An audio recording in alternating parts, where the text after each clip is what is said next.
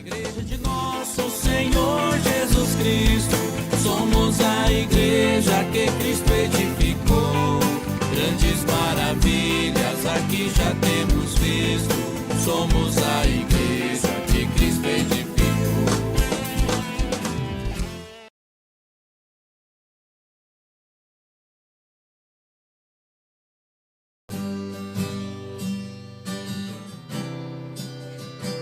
Sejas meu universo, não quero dar-te só um pouco do meu tempo, não quero dar-te um dia apenas da semana. Que sejas meu universo, não quero dar-te as palavras como gota. Quero que saia um dilúvio de bênçãos da minha boca. Que sejas meu universo, que sejas tudo o que sinto e o que penso. Que de manhã seja o primeiro pensamento e a luz em minha janela. Que sejas meu universo, que enchas cada um dos meus pensamentos. Que a tua presença e o teu poder seja alimento. Jesus, esse é o meu desejo, que sejas meu universo. Não quero dar-te só uma parte dos meus anos, te quero dono do meu tempo e dos meus planos. Que sejas meu universo, não quero a minha vontade, quero e cada sonho que há em mim quero entregar-te. Que sejas meu universo, que sejas tudo o que sinto e o que penso. Que de manhã seja o primeiro pensamento e a luz em minha janela. Que sejas meu universo, que enchas cada um dos meus pensamentos. Que a tua presença, o teu poder seja alimento. Jesus, esse é o meu desejo, que sejas meu universo, que sejas tudo o que sinto e o que penso. Que de manhã seja o primeiro pensamento e a luz em minha janela. Que sejas meu universo, que enchas cada um dos meus pensamentos. Que a tua presença e o teu poder seja alimento. Jesus, este é o meu desejo, que sejas meu universo, que sejas meu universo.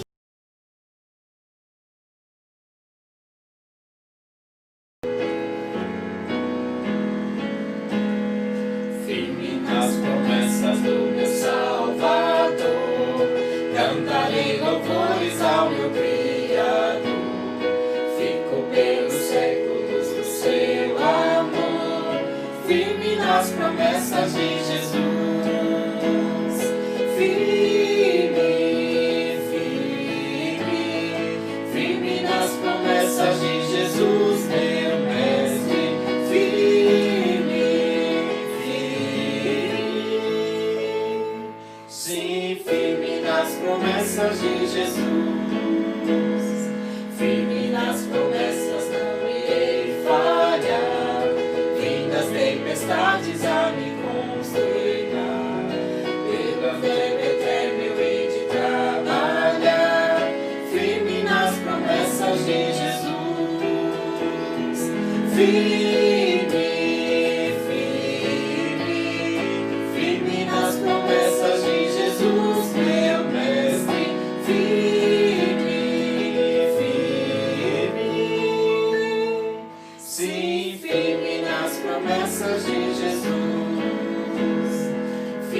nas promessas sempre veja assim, purificação no sangue para mim. Plena liberdade gozarei sem fim, firme nas promessas de Jesus.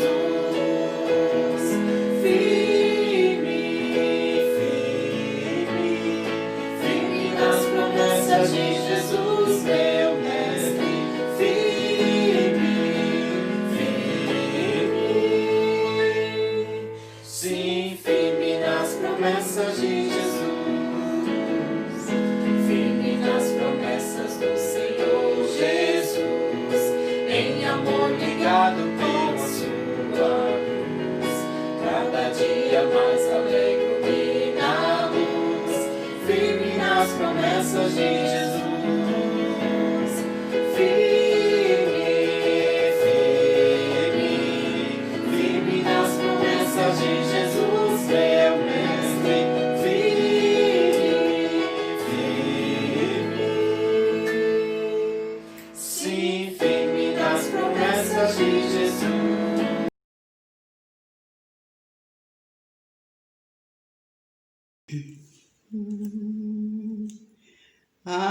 Achei a fonte carmesim que meu Jesus abriu. Na cruz morrendo ali por mim, minha alma redimiu. Eu creio sim, Jesus por mim morreu. E sobre a cruz pra me salvar, castigo padeceu. Na cruz meu Cristo já pagou o mal que cometi, e pela morte que passou a vida eu consegui. Eu creio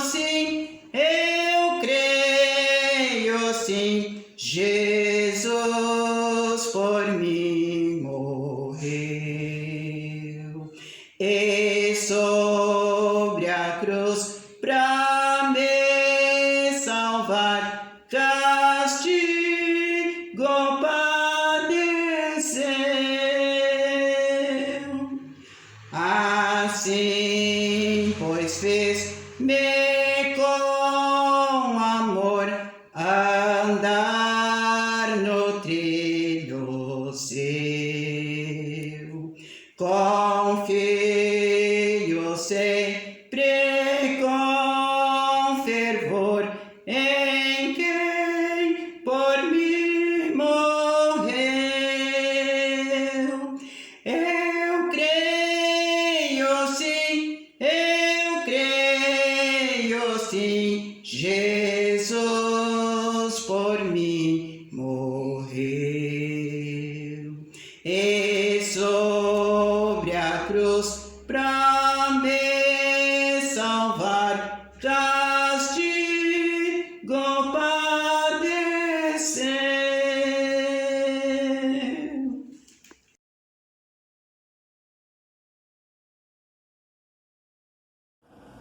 Olá, irmãos da Igreja do Nosso Senhor Jesus Cristo, de Carapicuíba. A paz para todos. Gostaria de cumprimentar e agradecer pela oportunidade, pela permissão de poder falar com o seu rebanho, pastora Sandra Reis. Muito obrigado, Deus abençoe. Saudade da família. Obrigado, pastor Gustavo. Um abraço também para a sua família e grato e honrado pelo convite para transmitir algo da parte de Deus para a igreja, tá? Creio que nesse tempo de pandemia, todos nós, de alguma maneira, percebemos que quanto mais juntos, melhor, né? E nós não vemos a hora de voltarmos a nos reunir em nossas igrejas, né, com amigos, com pessoas que nós não temos tido, com as quais não temos tido a liberdade e a oportunidade de abraçar e de, né, socializar e, sobretudo, de comungar, de estarmos juntos no ambiente, né, de família de fé, de comunidade de fé. Mas isso vai passar e logo, logo tudo voltará, se não ao normal, mas tudo voltará a ser como nós gostamos de ser, né? Um povo gregário, né? Um povo que gosta mesmo do coletivo, né? Do comunitário. Então vamos lá, gente. Eu quero compartilhar com vocês uma mensagem que vai um pouco na contramão, né, do que nós temos assistido. Eu acredito que não é só uma percepção minha, é uma percepção pessoal. Acredito que de alguma forma, de alguma maneira, todos nós temos observado, né, esse contexto que já passa de 100 dias, se aproxima dos 4 meses, desde quando começou principalmente a esquentar muito mais essa questão da pandemia. Então houve o distanciamento social, né, as restrições sociais, o famoso fique em casa, em alguns lugares o tal lockdown e outras coisas do gênero. Então paira, né, desde esse início, ou de quando as coisas começaram a se complicar para cá, esse clima sombrio, né, esse clima triste, lúgubre e enfadonho às vezes, né, depressivo, por que não? Então, de repente, esse clima ele acabou trazendo uma série de sensações, né, que oscilam entre o medo, a incerteza, a tristeza, né, o desânimo, a desesperança e o pavor, o espanto, o medo, o receio, né, o nervoso, a ansiedade, enfim. Então criou-se essa oscilação, né, ora aqui, ora acolá, mas sempre dentro de um ambiente de negativismo, de pessimismo e de expectativas não tão agradáveis. Então eu quero ir na contramão disso, tá? Para quem me conhece sabe que eu não sou um triunfalista, não sou um positivista no sentido teológico, né? A minha pregação e a teologia que abraço, ela não vai na direção da teologia da prosperidade. Então, por gentileza, que os irmãos não confundam o que eu vou dizer com essa questão de teologia da prosperidade, triunfalismo, positivismo e tal. No entanto, eu disse que iria na contramão, porque eu penso, sabe, irmãos, que é possível a gente não ficar mergulhado, né? A gente não se deixar levar por essa mentalidade negativista, pessimista, e nós adotarmos uma postura positiva, né? Proativamente falando. Então é possível que a gente assuma uma postura que seja ao mesmo tempo não uma postura de quem finge de que as coisas não estão acontecendo, mas ao mesmo tempo uma postura de quem sabe o que está acontecendo, mas tem um olhar positivo, tem um olhar de fé, tem um olhar de esperança, tem um olhar de alegria, tem um olhar de certeza, tem um olhar de esperança, tem um olhar de paz, tem um olhar de confiança, de altivez, de motivação, de graça, de superação, né? Tem um olhar de quem acredita que, apesar de tudo, todas as coisas estão nas mãos do Senhor e colaboram, corroboram, contribuem para o bem daqueles que são chamados pelo Senhor segundo a sua vontade, tá? Então eu quero ir na contramão de toda de todo esse clima pesado, né? Que está quase que onipresente nas mídias sociais, na imprensa secular nem se fala, nas manchetes dos jornais, nas conversas de roda. Então, fulano morreu de Covid, fulano está com Covid, né? O Beltrano foi contaminado pelo novo coronavírus, já são tantos mortos, o Brasil já alcançou, está alcançando Estados Unidos, e aí a gente acaba se cercando de tantas notícias ruins. Eu sei que não é para menos, né? Mas a gente vai se cercando e vai absorvendo todas essas coisas, e de repente a gente se vê numa situação, né, bastante sufocante, né, que trazem muito mais do que preocupação, trazem pesadelos, insônias e assim por diante. Então eu gostaria que você acompanhasse comigo uma passagem na Bíblia, né, onde eu vou basear essa segunda metade da minha fala, e onde eu vou terminar com essa parte agora, em 1 Pedro, primeira epístola de Pedro, no capítulo 1, versículos 6 até o versículo 9. Eu vou fazer uma leitura aqui, vocês confiram aí nas suas Bíblias, né? Pedro, inspirado pelo Espírito Santo, né, ele registra em que vós grandemente vos alegrais, ainda que agora importa, sendo necessário que estejais por um pouco contristados por várias tentações aqui no sentido de provações, para que a prova da vossa fé, muito mais preciosa do que o ouro que perece e é provado pelo fogo, se ache em louvor e glória e honra na revelação de Jesus Cristo, ao qual, não havendo visto a mais, no qual, não o vendo agora, mas crendo, vos alegrais com gozo inefável e glorioso, alcançando o fim da vossa fé, a salvação das vossas almas. Percebe? Inclusive essa passagem, ela tem começo, meio e fim. Vamos lá então, vamos destrinchar isso aqui. Então a primeira coisa, irmão, para a gente não cair nesse circuito, né, dessa zona cinzenta que eu falei agora há pouco, a primeira coisa, irmãos, é a gente ter a certeza absoluta da nossa posição em Deus, né?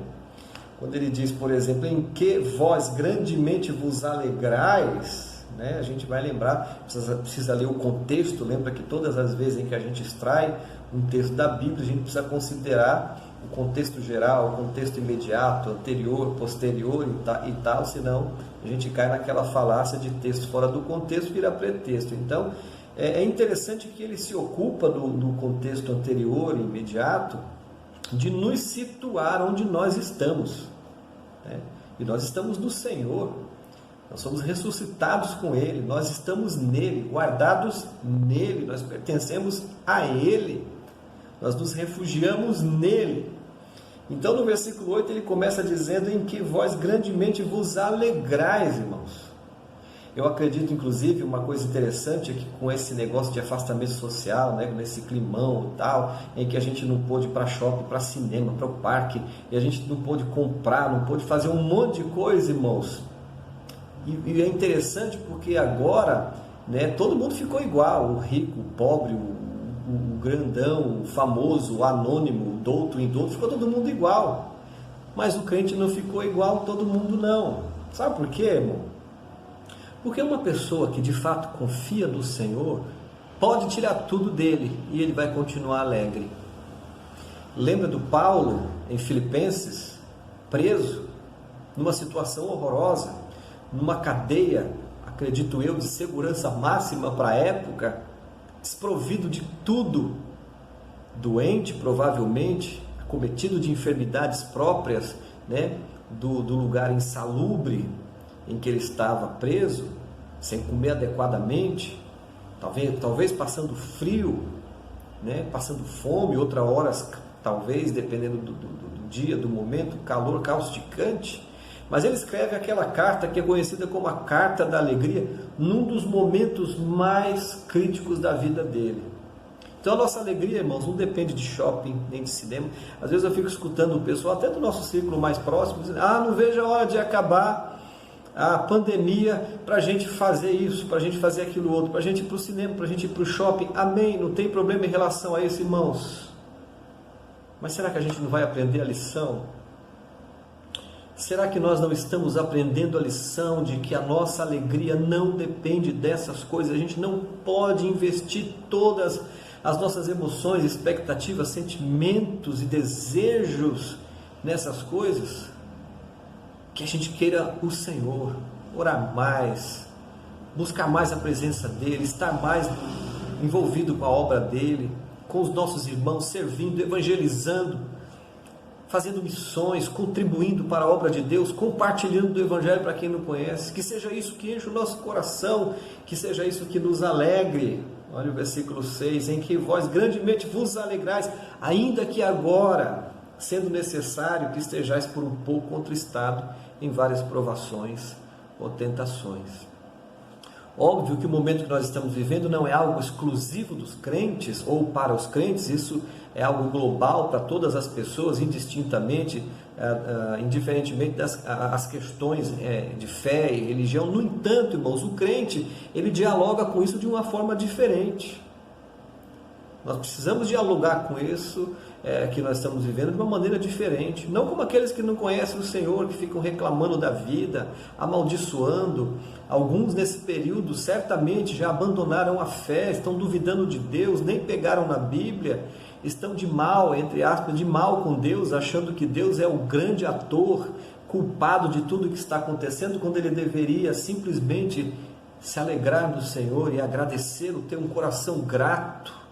Diferentemente das coisas que aconteceram, e muitas delas não foram, não são muito boas, porque não é legal a gente ver 50 mil pessoas morrendo por conta de uma doença, de uma enfermidade, né? Mas ele diz exatamente isso para a gente, sendo necessário, nós precisamos disso, é necessário inclusive que nós passemos por isso, até para atestar a nossa fé, irmãos, para comprovar, como diz em 2 Coríntios capítulo 13, versículo 5, para comprovar se nós somos ou se nós não somos, se nós estamos ou se nós não estamos nele, se a nossa fé é autêntica ou não é, se nós somos crentes fakes, se a nossa fé é uma fé fake. Essa é a hora de mostrar se somos ou não somos. Então ele vai falando a respeito disso. No versículo 7, ele fala inclusive de algo que muitas vezes nós esquecemos. A nossa fé, a fé em Cristo, a fé do Evangelho, ela é muito mais preciosa do que tudo que nós possuímos, temos e aspiramos. Exemplo, do que adianta ter carro chique agora se não dá para ir para lugar nenhum? Do que adianta a gente ter uma casa bela e maravilhosa se a gente não pode receber ninguém? Do que adianta a gente ter tanto dinheiro se eu não posso nem viajar para os States ou para Paris? Mas se eu tenho Jesus e eu tenho a fé, e ela é tão valiosa, tão preciosa, tão maravilhosa, de valor inestimável, e que por ela eu posso sobreviver, e que nela eu posso me alegrar, ou através dela eu posso me alegrar e ter um coração grato. E mais ainda, porque essa fé, irmãos, ela pode fazer o que a gente vai ver agora. Olha que interessante. Ela revela muito mais de Jesus. Ela exalta muito mais de Jesus, né? Para que a prova da vossa fé, muito mais preciosa do que o ouro que perece, é provado pelo fogo, se ache em louvor e honra e glória na revelação de Jesus. E vai terminar dizendo: o qual não havendo visto a mais, no qual não o vendo agora, mas crendo, vos alegrais, olha, repetindo mais uma vez, com gozo inefável e glorioso, alcançando o fim da vossa fé, a salvação das vossas almas. E isso é tão bonito, irmãos, porque nos tira, isso de alguma maneira nos tira para um ambiente que nós precisamos dialogar mais, que é a eternidade.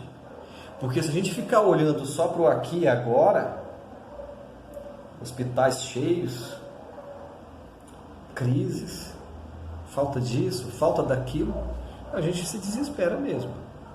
e muitas pessoas podem até fazer bobagem. Você sabe o que eu estou querendo dizer. Mas se nós elevamos o nosso coração e a nossa mente para o que é do alto, como diz Colossenses capítulo 3, versículo 1, portanto, se ressuscitasse com Cristo, buscai as coisas que são de cima, então, irmão, tudo fica glorioso. Tudo fica glorioso.